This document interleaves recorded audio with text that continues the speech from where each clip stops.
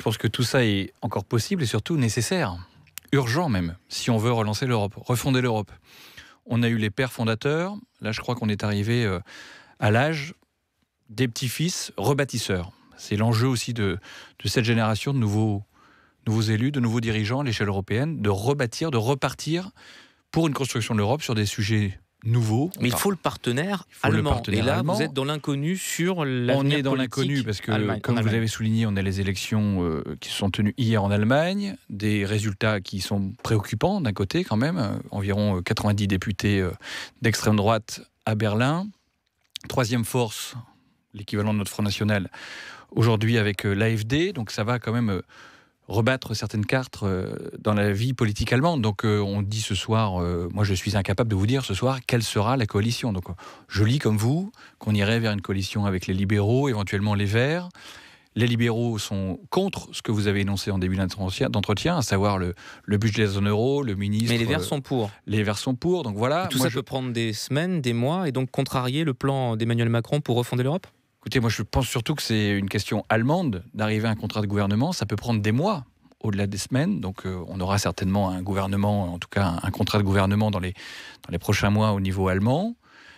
Il y a aussi le SPD qui doit s'interroger sur sa participation. On regarde la nouvelle cartographie politique allemande. On ne peut pas rester sous silence simplement quand vous avez la troisième force aujourd'hui qui est l'extrême droite. Donc il y a cette nouvelle donne et demain, le président Macron à la Sorbonne va développer dans le détail ce qu'il veut faire, les réformes pour l'Union européenne, ouvrir un processus.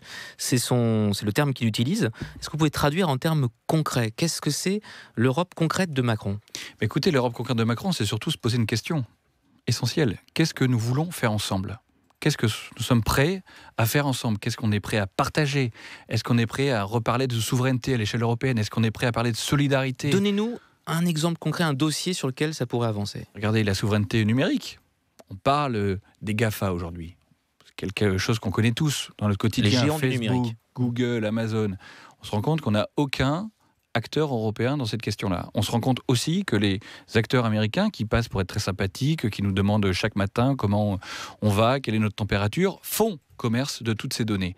Donc on les taxe. On a un enjeu. C'est pas simplement les taxer. Je pense qu'il faut aussi qu'on regarde l'impact, notamment sur nos vies privées, sur ce que c'est aujourd'hui de donner de l'information numérique. Donc il faut qu'on puisse s'organiser, se protéger. La taxation fait partie de ça. Quand vous avez Airbnb qui vient totalement chambouler le marché de l'hôtellerie demain du voyage dans notre pays, première destination touristique, avec des champions nationaux, l'impact sur l'emploi que ça a, il faut qu'on puisse se poser des questions. Donc ça, c'est un premier enjeu. La question du climat, cher au président Macron, le leadership européen, inventer des nouvelles formes de solidarité face à l'adaptation nécessaire pour les prochaines décennies sur le continent européen. Et ça passe par des conventions démocratiques, c'est le terme qu'il utilise le président Emmanuel Macron l'an prochain. Qu'est-ce que c'est ces conventions démocratiques ? C'est une nouvelle marche, un nouveau porte-à-porte ? Il y aura une grande marche européenne qui sera portée par le mouvement La République En Marche. Mais surtout, moi, expliquez-nous la grande marche. Qu'est-ce que c'est ? Je vous renvoie simplement sur ce qu'il faut faire aujourd'hui au niveau européen. Vous êtes d'une génération qui a connu le référendum comme moi de 2005. Le coup d'arrêt dans la construction européenne.